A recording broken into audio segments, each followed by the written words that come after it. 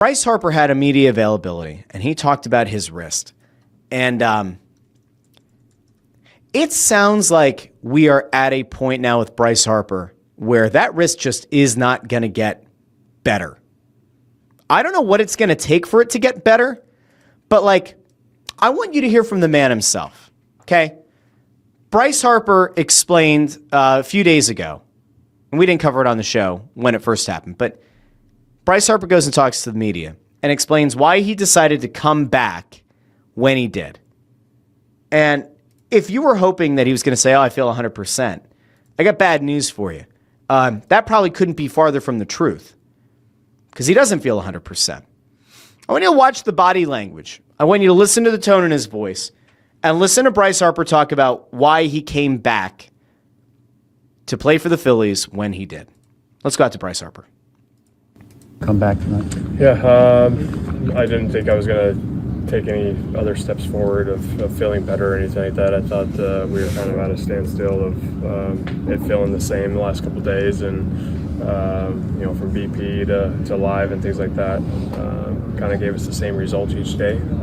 So I thought today was a good one. Is it something you're going to have to manage though, in your mind? Yeah, I mean, I would imagine so. I'm not sure yet what that's going to feel like.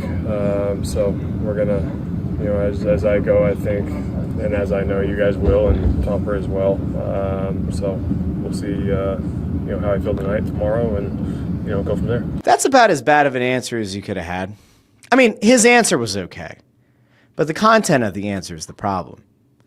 He says the reason he came back to the Phillies when he did is because he doesn't feel like there was any other progress that could be made, which is not the same thing as I felt like my wrist was back to 100%. That wasn't the rehab and the rest and everything I've been working on with the medical staff has yielded great results, and I feel like the team needs me, and I'm excited to come back into the lineup and return to MVP form, or at least all-star form. Or it wasn't that. Bryce Harper just looked down the lens of a bunch of cameras with a bunch of mics in his face of media who are very aware of the fact that, while this Phillies team has been able to remain in the NL East race, they need Bryce Harper to have any kind of an exceptional run or a meaningful run into the playoffs and hopefully beyond the wild card round, beyond the divisional series. They're going to need a good, maybe even a great Bryce Harper. And he didn't reassure you that wrist that gave him trouble all the way back last season, at the end of last season, is really that much better. Go back in time. This wrist was a legitimate problem in October last year. Remember, a lot of the power numbers dipped.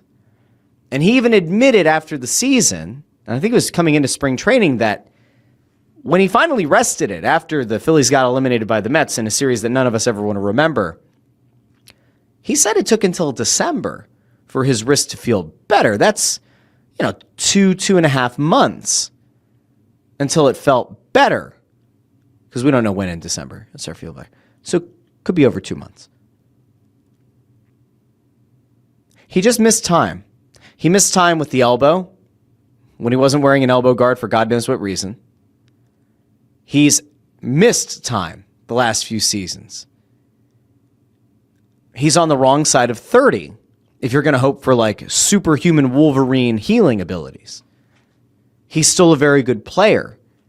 But we might have to actually have that really painful conversation that Bryce Harper may never go back to being MVP caliber Bryce Harper. And given the compensation, given the salary, given the years on the deal, that's not good for the Phillies.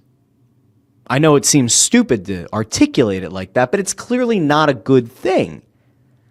And so if you're hoping that Dave Dombrowski's happy with the lineup, he feels like the team is good enough, he feels like the Phillies are still in a strong place if they want to make a playoff run, they want to make a World Series run. Dave Dombrowski's just sold on this idea that the Phillies lineup is good enough. If you've been hoping this entire time that Harper's going to come back and that's going to be the biggest trade deadline acquisition you can get, his own comments make it sound like, in a passive way, he's kind of signaling to the fans no, that's not going to happen. Now, he's still going to be a really good player. He's still going to be a major league player. But I wouldn't exactly expect that his power numbers are all of a sudden going to surge, because if this wrist is as bad as it was at the end of last season, I would fully expect he's going to have a hard time at the plate. And if he has a hard time, and if he loses the ability to get extra base hits, what's he going to then have to become? Is he going to become a singles hitter? Because he could still be aggressive on the base paths. But again, at what cost? You know, there's a certain amount of productivity you expect from Bryce Harper. And if he can't give that to you, it fundamentally changes the equation on your ability to make it into the playoffs and to advance to an NLCS, to advance to a World Series. It's a legitimate concern. And it's a bummer. It sucks to hear him be that down about how he's feeling physically. And all you can hope is that at some point, this wrist is going to feel better. He's going to get some kind of relief. But, man, it doesn't sound good.